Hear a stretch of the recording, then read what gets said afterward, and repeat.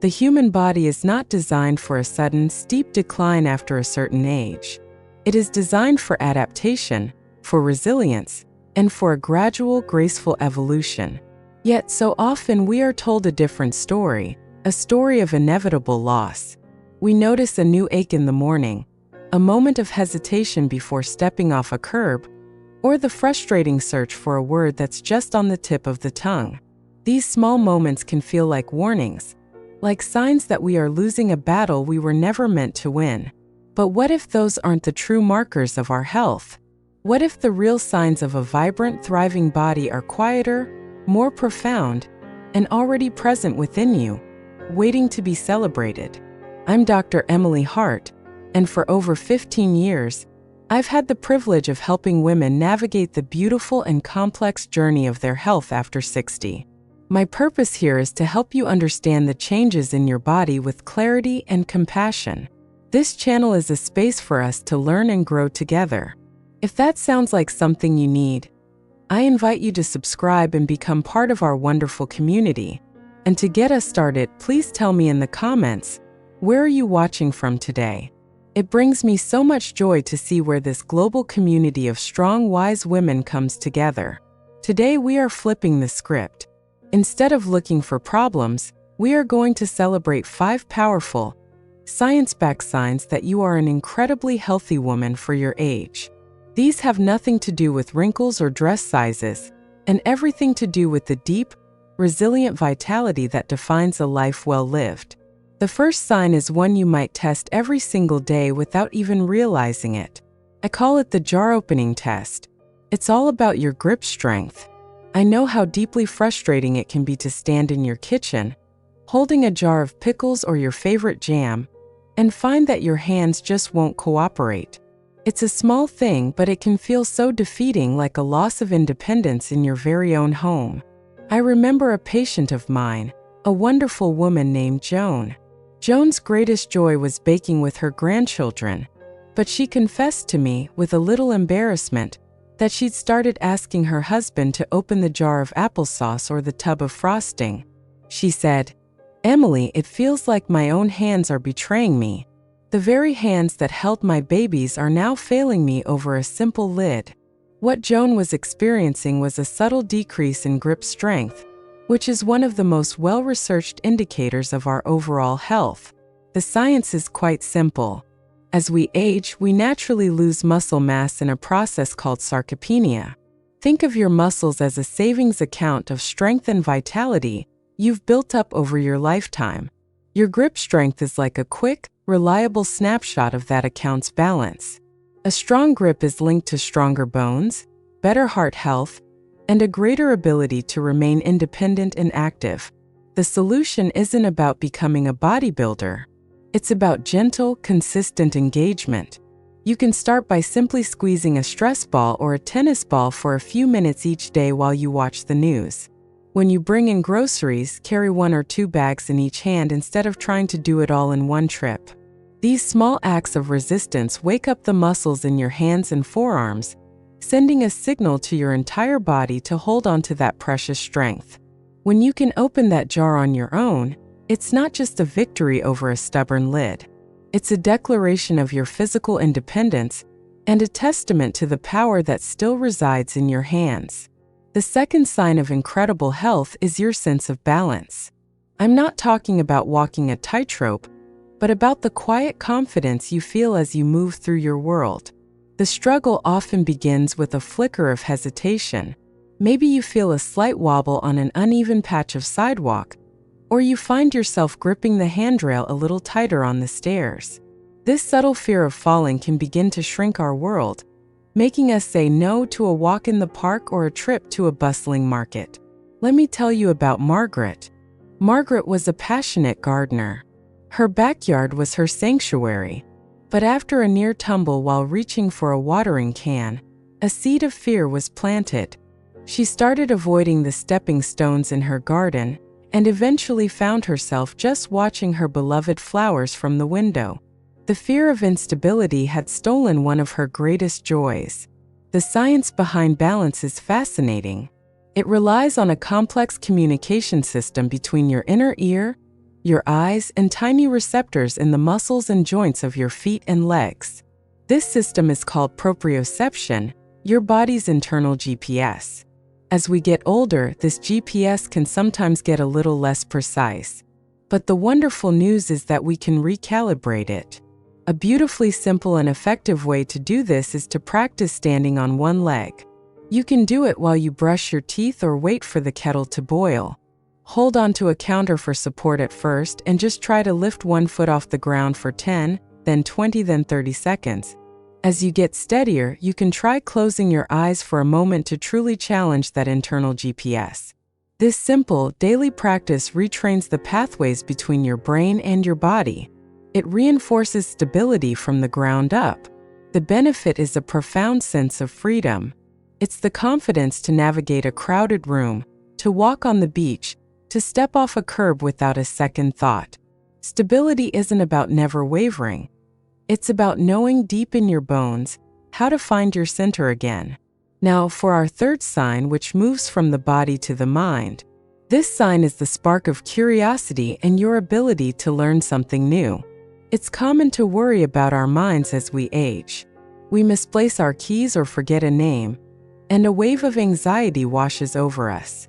We might see a new piece of technology like a new smartphone or a tablet and think, "Oh, that's not for me. I'm too old to learn all that." This belief that our minds are becoming rigid is one of the most limiting stories we can tell ourselves. A patient named Linda shared a story that touched me deeply.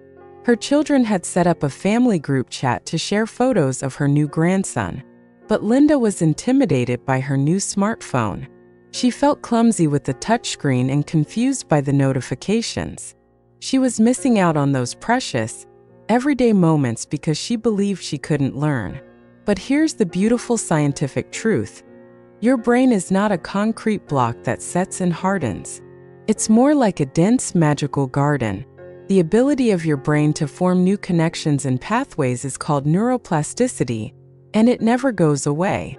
Every time you learn something new, whether it's a new recipe, a word in a different language, or how to use that group chat, you are tending to your garden.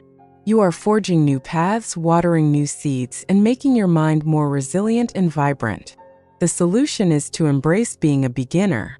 Pick one small new thing. Maybe it's downloading an app to identify the birds you see in your yard. Perhaps it's learning to play a simple song on a keyboard or trying a new route on your daily walk. It doesn't have to be a grand gesture. The act of learning itself is what matters. The tangible benefit is not just a sharper memory, but a feeling of engagement with the world. It's the joy of seeing that photo of your grandson the moment it's sent. It's the confidence that comes from knowing your mind is still flexible, still growing. A healthy mind is a curious mind, and your curiosity is a sign of incredible vitality. The fourth sign of a truly healthy woman is the richness of her social connections. I'm talking about the simple, profound joy of a full social calendar, not necessarily of parties, but of meaningful interactions. As life changes with children grown and careers winding down, it can be easy to find our world shrinking. Loneliness is a silent struggle for so many. It's the quiet of a house that used to be full of noise, or the realization that the phone hasn't rung all day. This isn't just an emotional pain. It has a real physical impact on our health. Helen, a lovely woman I met after her husband passed away, described her loneliness as a heavy blanket. Her days had lost their structure, and her main source of company was the television. She felt adrift, and her energy levels and mood had plummeted. Science gives us a clear reason for this. When we connect with others, laughing with a friend, sharing a story, or receiving a warm hug, our brains release a hormone called oxytocin, often called the bonding hormone.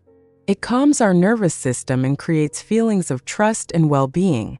At the same time, meaningful social interaction can lower levels of the stress hormone, cortisol. So spending time with people you care about is like a soothing tonic for your entire body. If your social circle has grown smaller, the solution is to take one small step outward. It could be joining a local book club, a walking group, or a choir. It might be volunteering for a cause you believe in, or it could be as simple as scheduling a weekly phone call with a dear friend who lives far away. The benefits are immense: a stronger immune system, a lower risk of depression, and a powerful sense of purpose. When you share your time and your stories, you are not just a part of a community, you are actively creating it. Your laughter and your presence are vital. And finally, the fifth sign of incredible health is one we rarely discuss, but it is fundamental to our daily energy and comfort. It's the gentle, predictable rhythm of your own body, specifically your digestive health. Feeling bloated, irregular, or just off can drain your energy and dictate your days. It's a quiet struggle that can make you hesitant to eat at a restaurant or plan a day trip, always worried about being near a restroom or feeling uncomfortable.